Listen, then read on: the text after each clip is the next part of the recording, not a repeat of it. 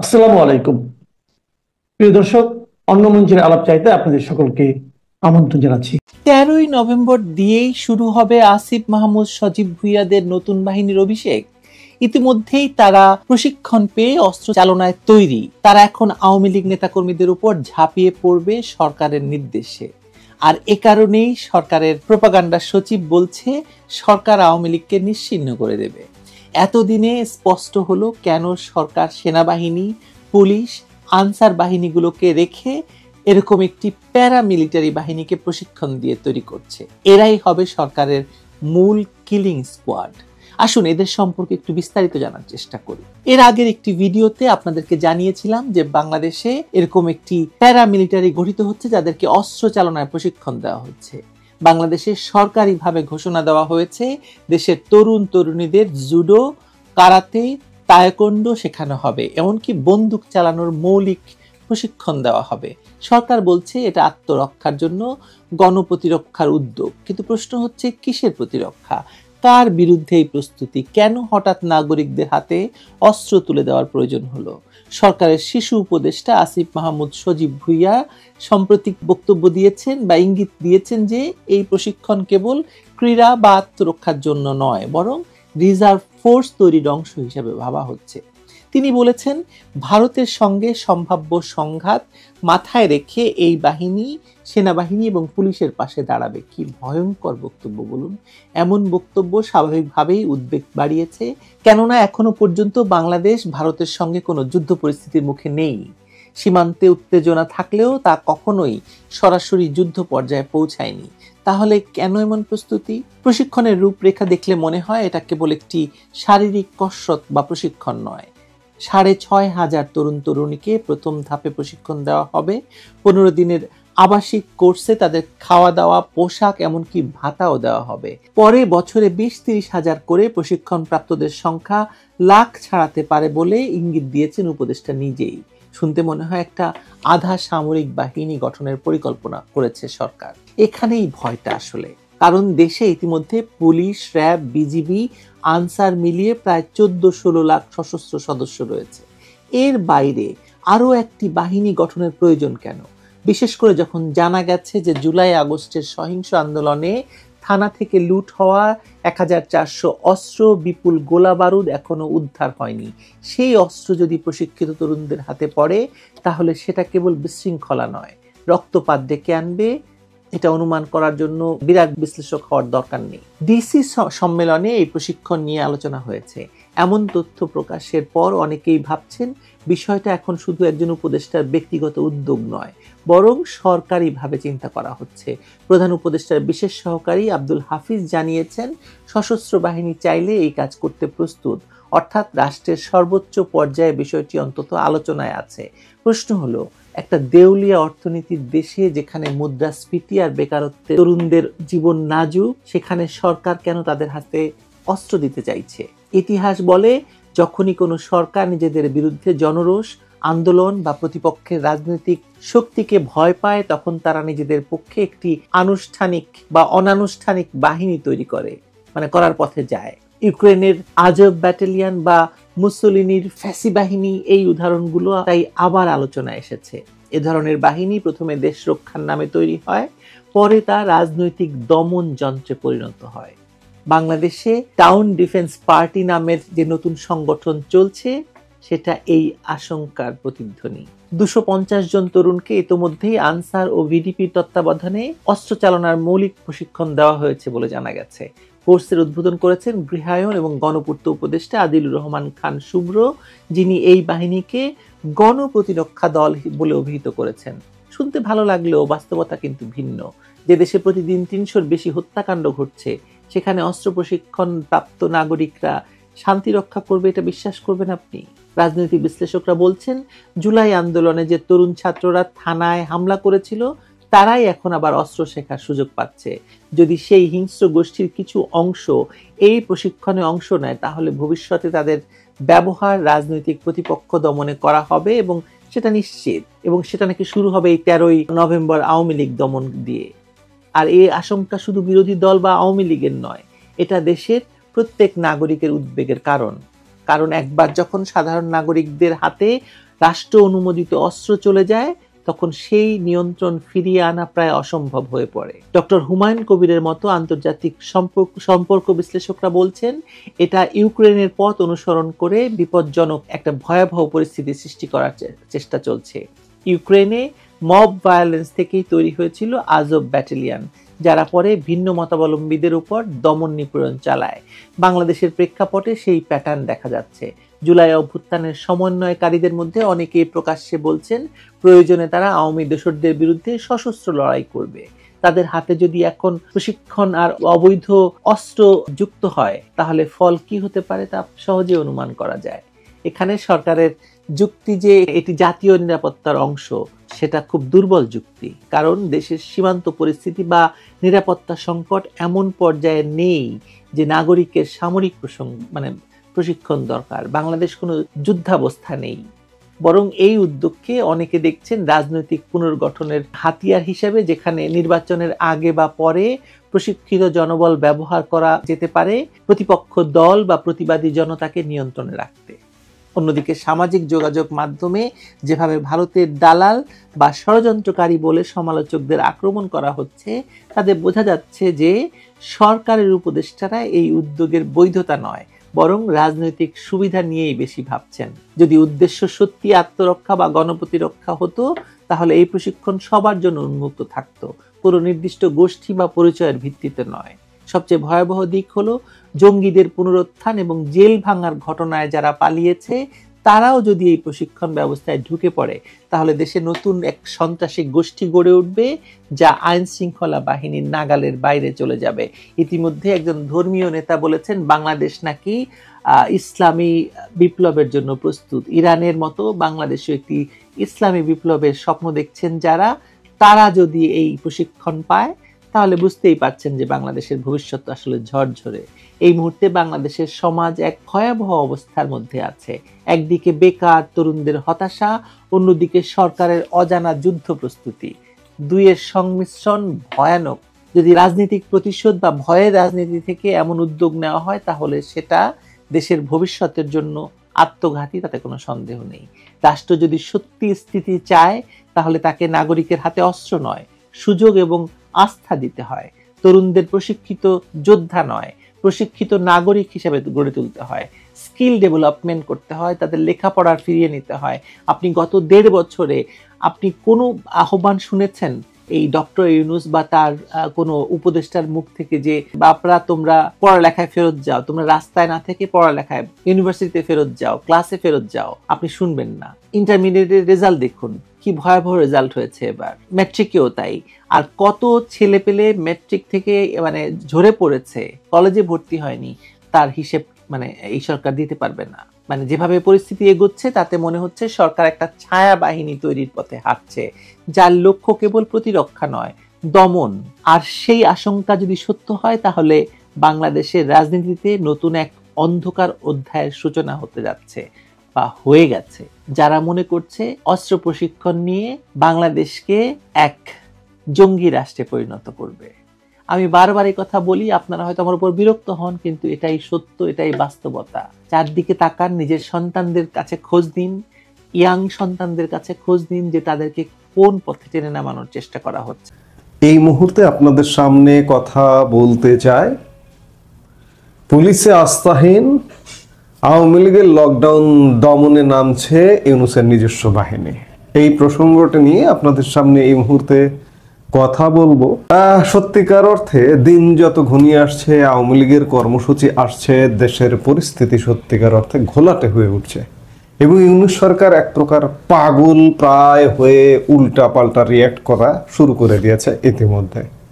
যার দরুন police, Bangladesh police, আমাদের যে সরকারের প্রধান আইন শৃঙ্খলা, সিভিল আইন শৃঙ্খলা রক্ষার প্রধান দায়িত্বপ্রাপ্ত যে ফোর্স পুলিশ, 2 লক্ষাধিক পুলিশ সদস্য, তাদের প্রতি আস্থা রাখতে পারছে না ডক্টর মোহাম্মদ ইউনূস সরকার।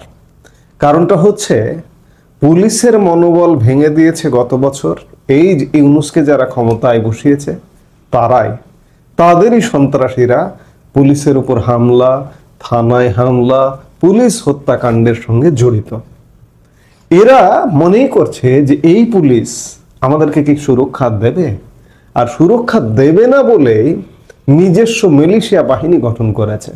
এবং আসন্ন আওয়ামী লীগের যে লকডাউন কর্মসূচি আগামী 13 নভেম্বর দেওয়া হয়েছে, সেটি দমনে নিজস্ব বাহিনী নামানোর পরিকল্পনা ইতিমধ্যে চূড়ান্ত।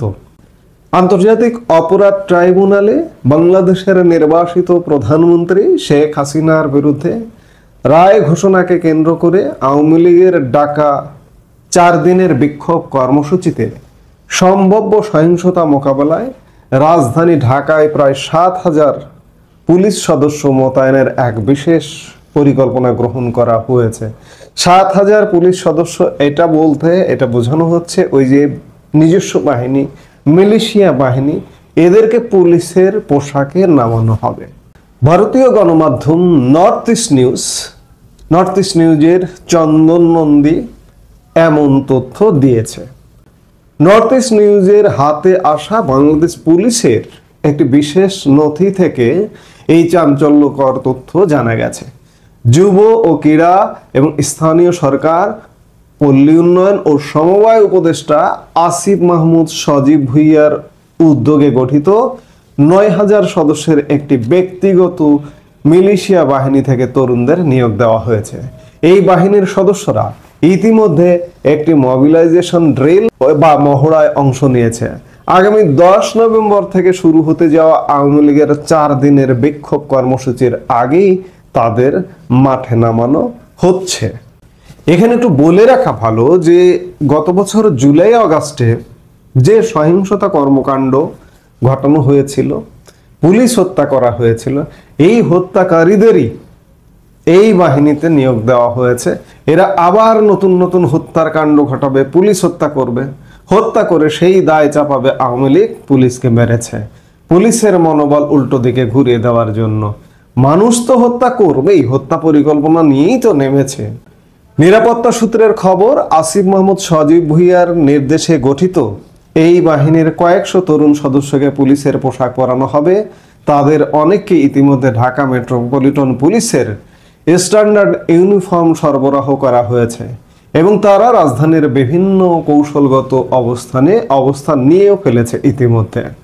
আওয়ামী লীগের আসন্ন কর্মসূচিকে কেন্দ্র করে বিশেষ নিরাপত্তা পরিকল্পনা নিয়েছে ডিএমপি। 7 নভেম্বর জারি করা 9 পৃষ্ঠার পুলিশ নথি অনুযায়ী এই বিশেষ নিরাপত্তা পরিকল্পনার আওতায় মোট 6,829 জন সদস্য মোতায়েন করা হবে, যাদের মধ্যে সশস্ত্র সদস্যরাও অন্তর্ভুক্ত। পুরো ঢাকাকে 9টি সেক্টরে বিভক্ত করে এই নিরাপত্তা বলয় তৈরি করা হয়েছে।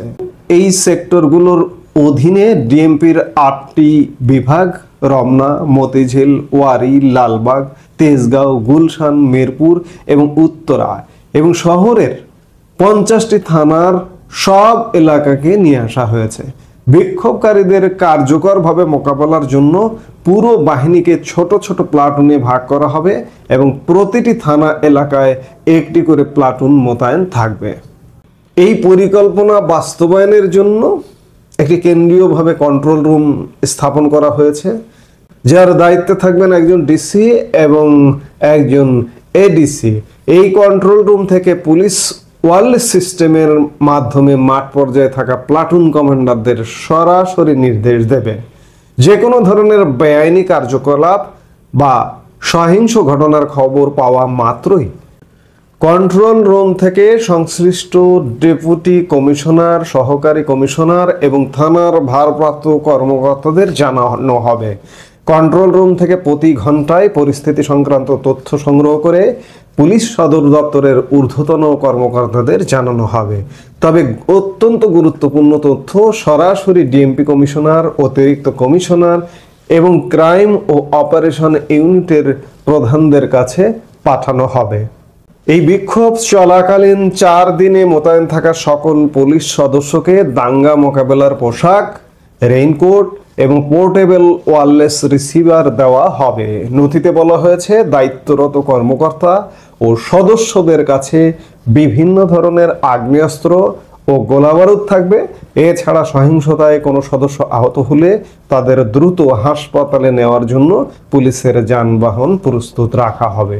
নথিতে স্পষ্টভাবে বলা হয়েছে, অপারেশন সফল করার জন্য কর্মকর্তা এবং বাহিনীর মধ্যে পূর্ণ সমন্বয় থাকতে হবে এবং মাঠ পর্যায়ের কমান্ডারদের মধ্যে সহযোগিতামূলক সম্পর্ক তৈরির ওপর জোর দেওয়া হয়েছে। অবস্থা বুঝুন যে সত্যিকার অর্থে পুলিশ থাকবে। পুলিশ কোন পুলিশ থাকবে? বিপদগামী, এবং যারা যে পুলিশ একান্ত বিএনপি করে এবং একান্ত জামাত করে সেই পুলিশ, সেই সীমিত পুলিশ থাকবে। এবং এখনকার যে নেতৃত্ব পর্যায়ে যারা আছেন, আইজিপি থেকে শুরু করে ডিএমপি কমিশনার থেকে শুরু করে, এগুলো কিন্তু সব বিএনপি জামাত, এবং তারা খুব সীমিত। এই সীমিত অংশের কমান্ড পুরো বাহিনী ফলো করে না, যার দরুন আসিফের মিলিশিয়া বাহিনী নামিয়ে একটা সহিংস ঘটনা ঘটাবার একটা প্রচেষ্টা নেওয়া হচ্ছে। আপনাদের মনে আছে নিশ্চয়, এই আসিফ মাহমুদ সজীব ভুইয়া মাস্টারের ছেলে, মাস্টারকে আমি ছোট করে দেখছি না, কিন্তু মাস্টারের ছেলে, জমিদারি অ্যাটিটিউড, তখন মনে হয় যে সেই মাস্টারকেই কলঙ্কিত করছে, একটা এমপিওভুক্ত স্কুলের মাস্টারের ছেলে। আপনারা জানেন অবস্থানটা, অর্থনৈতিক অবস্থানটা কি। এই জন্য এটি উল্লেখ করা। মাস্টারকে অবমাননা করা আমার উদ্দেশ্য নয়। আমার মাস্টাররা, স্কুল মাস্টাররা আমার পরম শ্রদ্ধার, পরম সম্মানের। আমি অবস্থানটা বোঝাতে চাইছি যে আসিফ মাহমুদ সজীব ভুইয়া রাজপুত্র, ভাবখানা এমন। এই গত গোপালগঞ্জ ট্র্যাজেডি যখন ঘটল, এই ছেলেটি স্বরাষ্ট্রের সঙ্গে তার কোনো সংশ্লিষ্টতা নেই। স্বরাষ্ট্র মন্ত্রণালয়ের উপদেষ্টা জাহাঙ্গীর আলম চৌধুরীর সাথে বসে পুলিশ হেডকোয়ার্টারের কন্ট্রোল রুমে বসে গোপালগঞ্জ হত্যাযজ্ঞের নির্দেশনা দিচ্ছিল। এই ছেলেটি এবারও সেই পরিকল্পনা নিয়েছে যে আগামী আসন্ন যে আওয়ামী লীগের কর্মসূচি, সেই কর্মসূচিকে কেন্দ্র করে বাংলাদেশে রাজধানী ঢাকায় একটা ব্যাপক হত্যাযজ্ঞের পরিকল্পনা। কাজেই এই হত্যাযজ্ঞের পরিকল্পনা থেকে অবশ্যই সাবধানে থাকতে হবে। এবং একই সাথে অনেক ইতিবাচক দিক আছে। পুলিশ নামছে না, আসলে পুলিশ বাধা দেবে না, সেনাবাহিনী বাধা দেবে না। সেনাবাহিনী এক প্রকার ডিসাইডেড যে সেনাবাহিনী কোনো বল প্রয়োগ করবে না, কারণ সেনাবাহিনী এই মুহূর্তে যে পরিমাণ চাপের মধ্যে আছে, এই চাপের অংশ হিসেবে সেনাবাহিনী উঠে যেতে শুরু করেছে। এবং আগামী 5-7 দিনের মধ্যে সেনাবাহিনীর আরেক ধাপে ম্যাজিস্ট্রেসি পাওয়ার আসবার কথা। যে অর্ধেক সীমিত সংখ্যক সেনাবাহিনী মাঠে আছে, তারা ম্যাজিস্ট্রেসি পাওয়ার নিয়ে থাকবে কি না। বিশ্বস্ত সূত্রের খবর যে আর ম্যাজিস্ট্রেসি পাওয়ার জারি হচ্ছে না, সেনাবাহিনী এটির পক্ষে নয়। তারপরেও নিশ্চিত হওয়ার জন্য 5-7 দিন নিশ্চয়ই অপেক্ষা করতে হবে। আজকে আমরা কথা বলছি 9 তারিখে, নিশ্চয়ই 3-4 দিনের মধ্যে ম্যাজিস্ট্রেসি পাওয়ার এলে, 13 তারিখের আগে এলে আসবে, না হলে আসবে না। আমাদের যে সোর্স যে খবর দিয়েছে, খবরটি যদি সত্যি হয় যে সেনাবাহিনী আর ম্যাজিস্ট্রেসি পাওয়ার নিয়ে মাঠে থাকছে না, সেনাবাহিনী অর্ধেক উঠে গেছে, সীমিত কিছু থাকছে, জাস্ট বেসামরিক প্রশাসনকে সহযোগিতার নামে দাঁড়িয়ে থাকবে, কিন্তু কর্মসূচিতে বা বল প্রয়োগে কাউকে কোনো সমস্যার কারণ করবে না। তো সেই জায়গা থেকে এখন চূড়ান্ত কামড় দিতে চাইবে এই যে আসিফ মাহমুদ সজীব ভুইয়ার মতো সন্ত্রাসীরা নিজস্ব বাহিনী নিয়ে। সেই বিষয়গুলো মাথায় রেখেই আওয়ামী লীগের কর্মসূচিটা পরিকল্পনা করতে হবে। এই মুহূর্তে এ পর্যন্তই। সবাই ভালো থাকুন, সুস্থ থাকুন।